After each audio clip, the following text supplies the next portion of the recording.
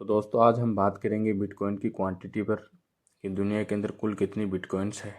तो दोस्तों दुनिया के अंदर कुल 21 मिलियन बिटकॉइंस है जो कि 2 करोड़ 10 लाख होती है, जिसमें से हमने 1,96,72,150 बिटकॉइंस को माइन कर लिया है। यानी अप्रोक्सीमेटली 20 मिलियन बिटकॉइन हम अब तक माइन कर चुके हैं। बाकी जो बिटकॉइन अभी बाकी है यानी 1.3 मिलियन बिटकॉइन यानी 13 लाख बिटकॉइन अभी तक माइन नहीं हुए, वो उसे माइन करना है। तो वो बिटकॉइन माइन कहाँ से होती है? बिटकॉइन एक हाल्विंग पीरियड के अंदर कुछ ब्लॉक्स दिए जाते हैं।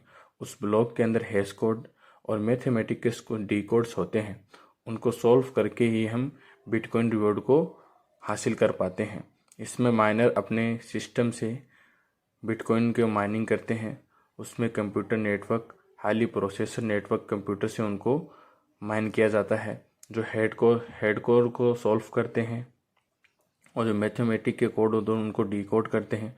उन डिकोड करने के बाद माइनर को वो रिवॉर्ड मिलता है।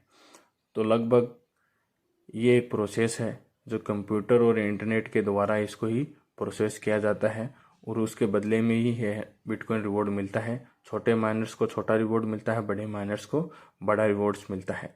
इस ब्लॉक में 10 मिनट में लगभग 50 से 60 बिटकॉइंस मिलते थे। अब वो रिवॉर्ड धीरे धीरे हाल्विंग के जरिए कम होता जाएगा, इसीलिए बिटकॉइन की हाल्विंग की जाती है। यानी कि जो बिटकॉइन 15 साल में 92% माइन हो चुकी है, आने वाले 116 साल के अंदर 8% बिटकॉइन कैसे माइन होगी। इसीलिए बिटकॉइन वाइट पेपर के अंदर एक प्रोटोकॉल दिया गया था जिसके अंदर बिटकॉइन हाल्विंग इंक्लूडिंग की गई थी। यानी हर 4 साल के अंदर बिटकॉइन हाल्विंग होती है, जिसके अंदर जो मिलने वाला रिवॉर्ड है वो आधा कर दिया जाता है। जैसे 2009 से 2012 तक जो बिटकॉइन का रिवॉर्ड था वो लगभग 50 बिटकॉइन हर 10 मिनट में मिलते थे और 1 घंटे के अंदर 300 बिटकॉइन और एक दिन में 7200 बिटकॉइन मिलते थे।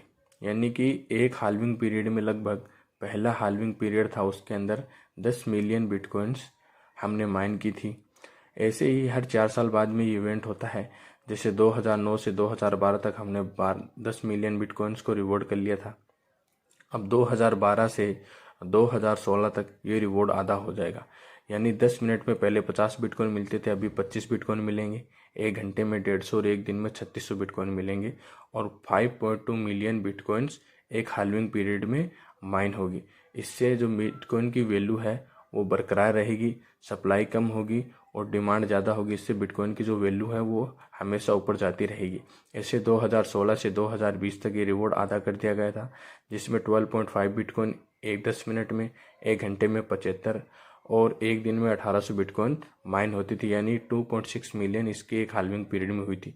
2020 से 2024 तक ये आधा कर दिया गया, जो कि 6 बिटकॉइन और 1 घंटे के अंदर 37.5 और एक दिन में 900। ऐसे ही 2024 से 2028 तक रिवॉर्ड और आधा कर दिया जाएगा, जिससे बिटकॉइन की वैल्यू और ज़्यादा बढ़ जाएगी। यानी कि जो सप्लाई है वो कम हो जाएगी और डिमांड ज़्यादा हो जाएगी। इससे बिटकॉइन की जो हाल्विंग के बाद जो बुल रन आता है उसका यही रीज़न है कि जो चीज़ हमें चाहिए उसकी सप्लाई तो कम और डिमांड बहुत ज़्यादा है। जिस चीज़ के डिमांड और सप्लाई ये बेसिक रूल है, क्योंकि जिस चीज़ की सप्लाई कम होगी डिमांड ज़्यादा होगी, वो ऑब्वियसली बात है कि उसके जो पैसे हैं वो बढ़ेंगे। ऐसे ही बिटकॉइन की हाल्विंग आगे से आगे 2140 तक होती जाएगी और ये रिवॉर्ड आगे से आगे आधा होता जाएगा। इसलिए बिटकॉइन की जो वैल्यू है वो हमेशा बढ़ती जाएगी। तो इसलिए बिटकॉइन जो अजीब डिजिटल करेंसी है उसके अंदर हमारा इन्वेस्टमेंट करना काफ़ी अच्छा है। लोगों ने तो यहाँ तक प्रेडिक्शन की है कि बिटकॉइन आने वाले समय में 60 करोड़ भी हो सकती है।